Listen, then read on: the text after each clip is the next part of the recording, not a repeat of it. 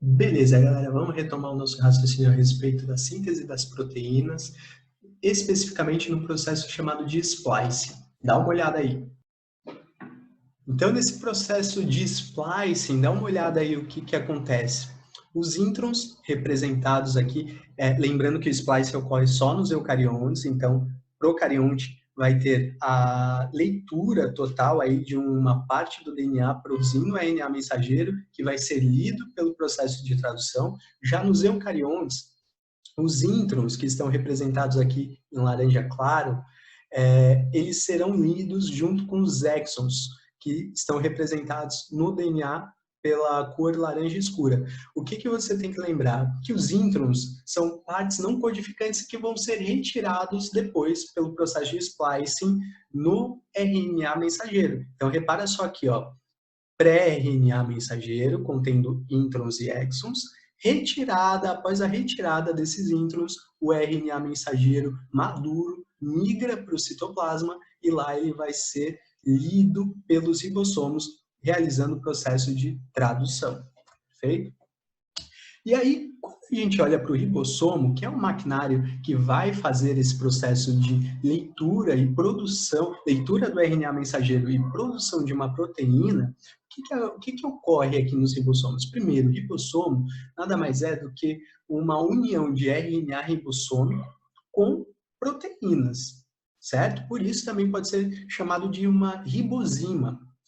Nesse caso aqui, além do RNA ribossômico, serão ligados a esse ribossomo o RNA mensageiro e o RNA transportador, transportando os aminoácidos. O que você tem que lembrar a respeito dos ribossomos? Bom, ele possui duas subunidades, uma subunidade menor e uma subunidade maior, e dois sítios de ligação chamados de sítio A, sítio P.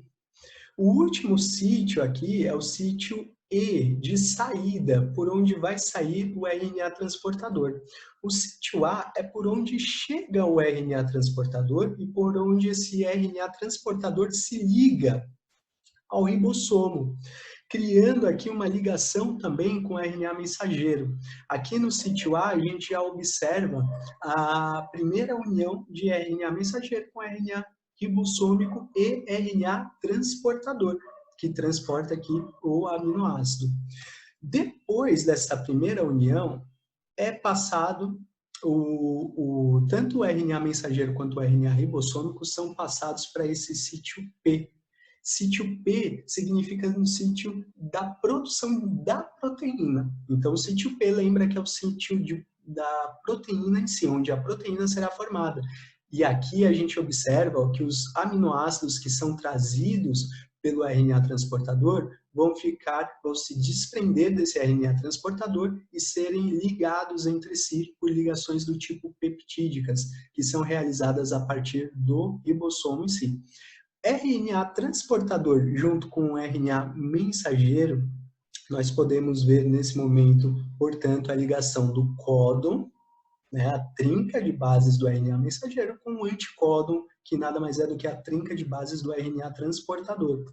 O sítio E, do inglês exit, você observa que é o sítio de saída do RNA transportador, e esse RNA transportador vai voltar lá para o citoplasma, pegando outro aminoácido a partir de um processo que a gente chama de processo de ativação de aminoácido. Essa ativação ela depende do gasto de energia para que possa ser ligado um novo aminoácido a um RNA transportador. Então, ó, resumindo o processo, dá uma olhada. RNA mensageiro chega ao ribossomo e quando ocorre essa chegada do RNA mensageiro no ribossomo, as duas subunidades do ribossomo se juntam para a leitura desse RNA mensageiro. A partir do códon que chega nesse ribossomo, no RNA mensageiro, um RNA transportador transportando o aminoácido é puxado para essa região, formando aqui pontes de hidrogênio entre o RNA transportador e o RNA mensageiro, ou seja, ligando anticódon e códon. Logo na sequência, tanto o RNA mensageiro quanto o RNA transportador passam para o sítio P, onde a proteína é formada, dá uma olhada aqui, ó, uma proteína sendo formada por vários aminoácidos ligados por ligações peptídicas, e na sequência o RNA mensageiro se desloca para a esquerda e o RNA transportador sai dessa união de ribossomos. Perfeito? Importante de lembrar também, galera, que o retículo endoplasmático rugoso, ele contém lá os ribossomos. Então, dá uma olhada nessa imagem. Aqui a gente vê o núcleo, né? E essas membranas aqui, com esse monte de bolinha, é chamado de retículo endoplasmático rugoso ou retículo endoplasmático granuloso.